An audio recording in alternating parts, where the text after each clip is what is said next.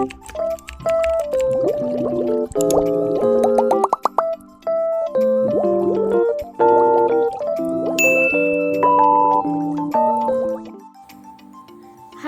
Bapak Ibu guru yang hebat di seluruh Indonesia. Perkenalkan, saya Guru Fahrana Dianati akan memberikan aksi nyata mengenai Merdeka Belajar. Apa sih Merdeka Belajar? Yuk simak terus video-video berikut ini.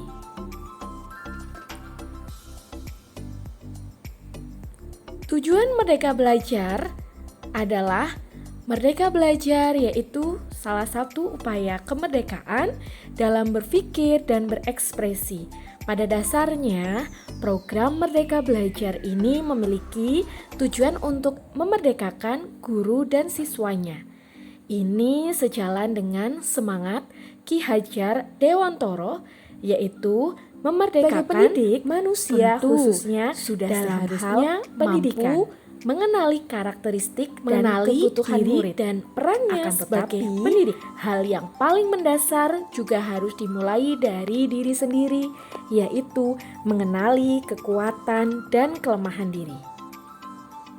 Sebagai guru, dengan perkembangan zaman yang terus berubah, kita menyadari kebutuhan untuk terus belajar agar bisa mengantarkan murid-murid untuk berdaya dan menjadi manusia merdeka. Kita sebagai guru pastinya mengharapkan murid-murid kita bisa menjadi pribadi yang mandiri dan merdeka. Setiap murid penting mengenali diri, berdaya untuk menentukan tujuan dan kebutuhan belajarnya yang relevan dan kontekstual dengan lingkungan. Walaupun di zaman sekarang dengan teknologi yang canggih, murid dapat mencari informasi pengetahuan tanpa kita berikan terlebih dahulu. Namun, kehadiran kita sebagai pendidik sangatlah penting bagi murid. Pendidik itu menuntun tumbuh atau hidupnya kekuatan kodrat yang ada pada anak-anak agar dapat memperbaiki lakunya, hidup dan tumbuhnya kekuatan kodrat anak. Sebagai guru, tindakan yang perlu dilakukan adalah menyelaraskan peran guru yang relevan dengan konteks murid dan zaman.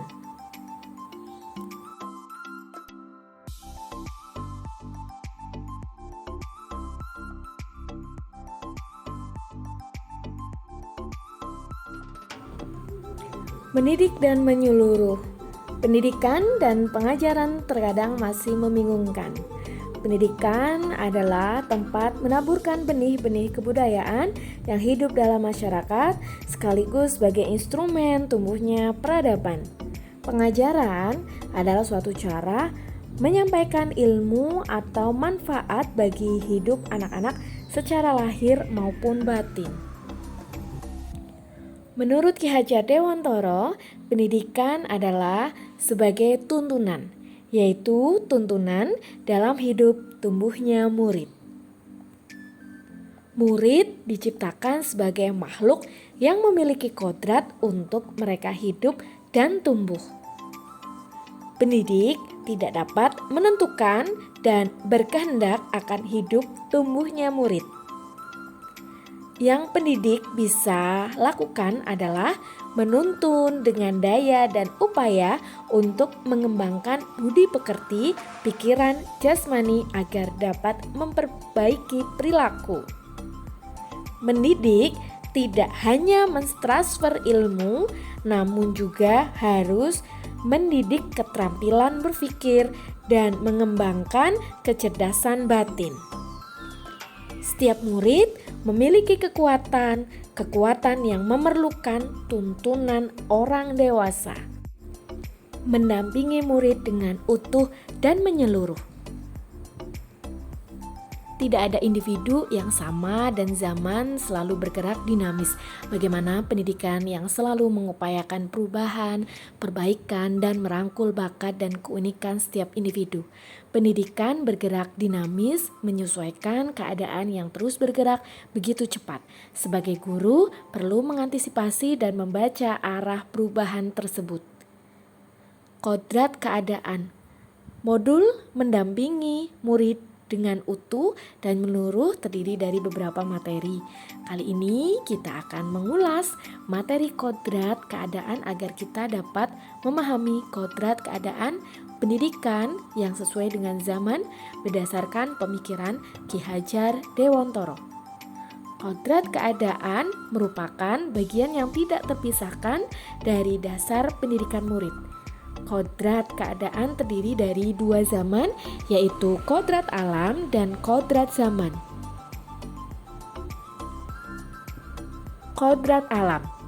Ki Hajar Dewantara mengatakan bahwa segala perubahan yang terjadi pada murid dihubungkan dengan kodrat keadaan baik alam maupun zaman.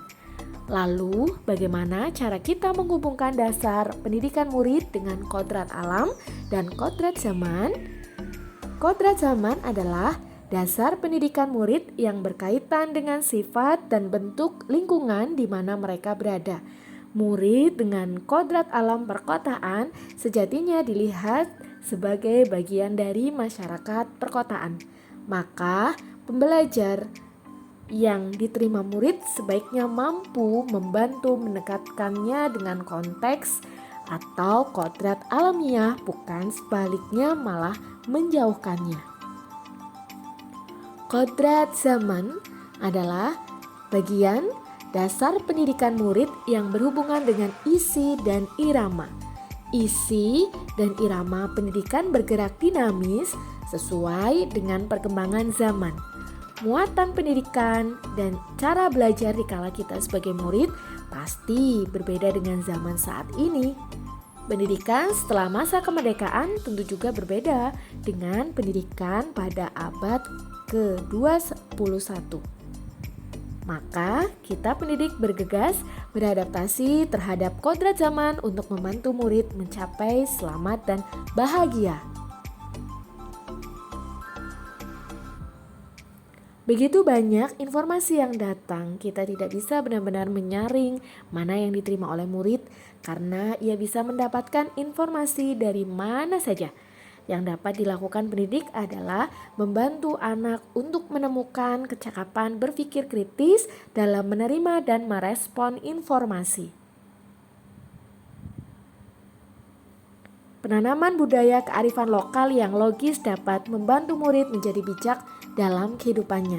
Jika kita dapat memegang kuat kearifan lokal budaya Indonesia, kita juga akan mampu merespon pengaruh-pengaruh luar dengan bijak, sehingga adopsi muatan dan konten pengetahuan akan sejalan dengan nilai-nilai kemanusiaan dan konteks sosial budaya yang ada di Indonesia.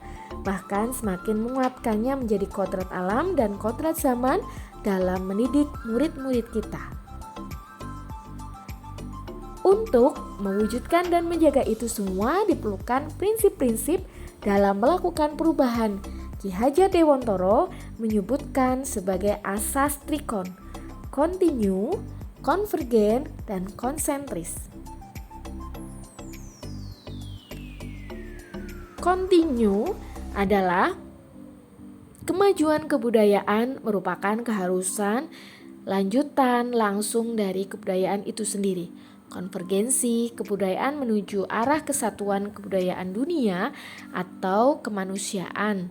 Konsentris kebudayaan harus mampu karakteristik dan sifat kepribadian sendiri sebagai pusatnya dalam lingkungan kebudayaan dunia atau kemanusiaan. Maka dengan menggunakan asas trikon sebagai prinsip melakukan perubahan kebudayaan bangsa Indonesia tidak akan tertinggal. Kebudayaan Indonesia akan berjalan beriringan dengan kebudayaan lain dan memiliki karakter dan ciri khas sendiri.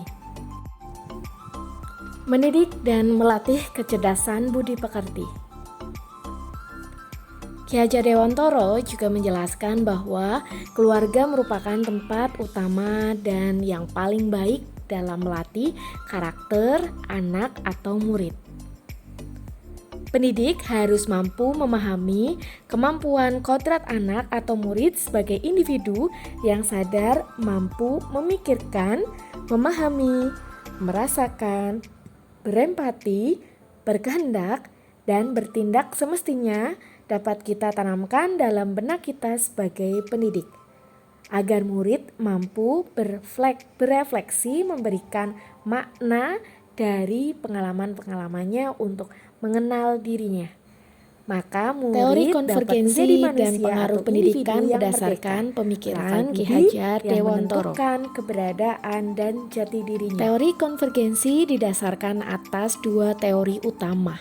Yang pertama, teori tabula rasa yang beranggapan bahwa kodrat anak ibarat kertas kosong yang dapat diisi dan ditulis oleh pendidik dengan pengetahuan dan wawasan yang diinginkan pendidik. Yang kedua, teori negatif yang beranggapan bahwa kodrat anak ibarat kertas yang sudah terisi penuh dengan berbagai macam coretan dan tulisan. Dua teori yang dikenal juga sebagai aliran daya pendidikan ini tidak serta-merta membuat Ki Hajar Dewantara menganggapnya mutlak sebagai suatu kebenaran. Tetapi Ki Hajar Dewantara memberikan pandangan baru dengan menggabungkan atau mengintegrasikan kedua pendekatan teori tersebut menjadi suatu pendekatan yang disebut dengan teori konvergensi. Melalui proses pendidikan, kecerdasan budi pekerti murid akan bertumbuh dan berkembang sehingga mampu mengendalikan tabiat asli dan watak biologis akan semakin tersamar dan menebalkan watak-watak baik murid yang akan mewujudkan kepribadian dan berbudi pekerti baik. Pendidikan yang mengharapkan keselamatan dan kebahagiaan. Sistem Among. Metode pendidikan yang digunakan Ki Hajar Dewantara pada perguruan taman siswa yang didirikannya disebut sistem Among. Isinya terangkum dalam asas yang sangat masyhur yaitu Tut Wuri Handayani in Madya Mangun Karso ing Ngarsa Sung Tulodo. Sistem Among memberikan kesempatan seluas-luasnya pada kemandirian siswa. Peserta didik didorong untuk mengembangkan disiplin diri yang sejati melalui pengalaman, pemahaman, dan upayanya sendiri. Yang terpenting adalah menjaga agar kesempatan ini tidak membahayakan si anak atau mengancam keselamatan orang lain. Menciptakan lingkungan pembelajaran terbaik murid. Budaya yang selama ini kita lakukan adalah pemberian nilai dengan angka dan peringkat kelas. Bisa dirubah dengan sistem penilaian dan apresiasi. Tujuannya adalah agar harkat dan martabat anak tetap terjaga. Penilaian atau pengukuran dimaksudkan untuk mengukur hasil atau dampak dari implementasi pembelajaran dari sudut pandang siswa, sehingga siswa sebagai pusat pembelajaran benar-benar dapat terwujud tidak sebatas jargon semata. Karakter yang dimiliki siswa sangat beragam sesuai dengan lingkungan yang mendidiknya sejak kecil. Maka bagaimana caranya agar karakter yang dimiliki siswa mampu membawa kemanfaatan besar bagi masyarakat dan bangsanya kelak? Peran guru adalah jawabannya. Agar siswa memiliki karakter sesuai dengan karakter khas bangsa Indonesia yang didasarkan atas kodrat sebagai makhluk sosial. Gotong royong merupakan karakter penting yang dapat ditemukan siswa lewat pengalaman belajarnya. Sebagai guru, kita dapat mendampingi siswa agar mereka mampu menemukan dan menumbuhkan karakter baik sebagai bekal kehidupannya kelak. Hal ini juga merupakan bagian dari kebudayaan bangsa kita.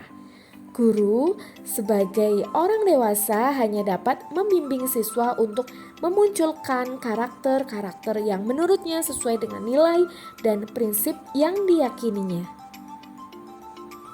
Terima kasih Bapak Ibu guru yang hebat di seluruh Indonesia yang sudah menyimak video aksi nyata Merdeka Belajar.